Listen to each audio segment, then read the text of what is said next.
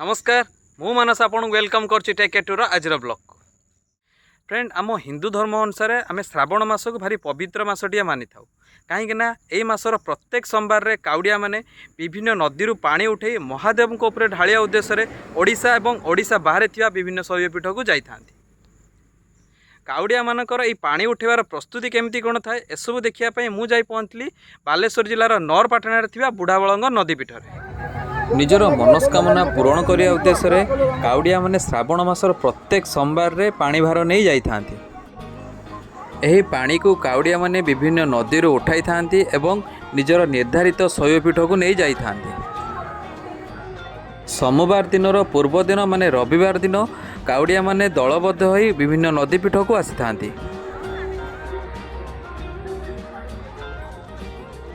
काउडिया माने विभिन्न नदीपीठ रे पहुँचला परे प्रथमे तांकर पानी भार को सजाड़ी थांती।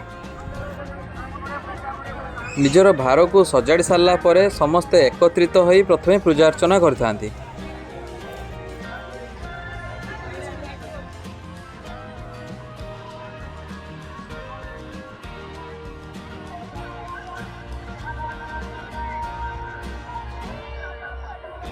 पूजार्चना समय काउडिया माने नदीपीठ रे माटी द्वारा एक शिवलिंग तैयारी करथांती। शिवलिंग को पूजा करने सह सह निजर कलश को मध्य पूजा करथांती। पूजार्चना सरला परे काउडिया माने नदी रे बुड़ पकई थांती एवं कलश रे पानी मध्य उठाई थांती।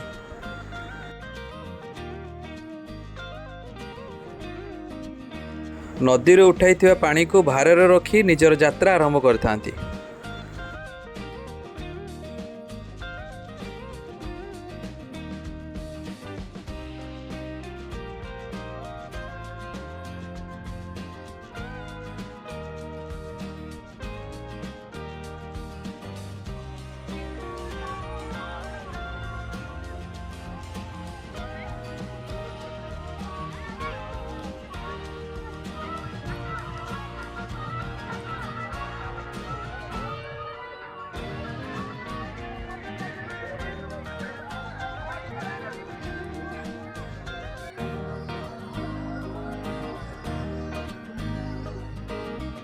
काउडिया माने पानी भार नहीं नदीपीठ छाड़िया पूर्व प्रथमे नदीपीठ रे थिबा शिव मंदिर को जाइथांती एवं सेठारे मुंडिया मारी मंदिर परिक्रमा करथांती एवं ता परे परे निजर यात्रा को आरंभ करथांती।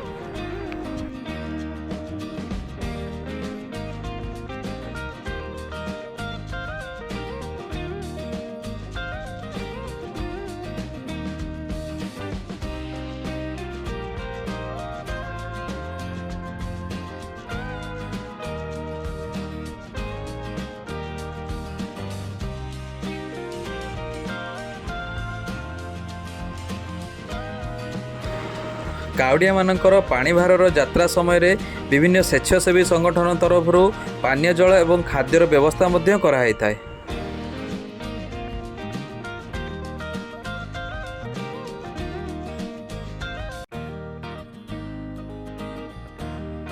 काउडिया माने ए यात्रा समय बहु कष्टर सम्मुखीन होइथांती। तापरे भी ए कष्ट को से खातिर न करी निजर मनस्कामना पूरण करने उद्देश्य रे आनिथिबा पानी को निजर निर्धारित शैवपीठ को नहीं महादेव को ऊपर ढाली थांती।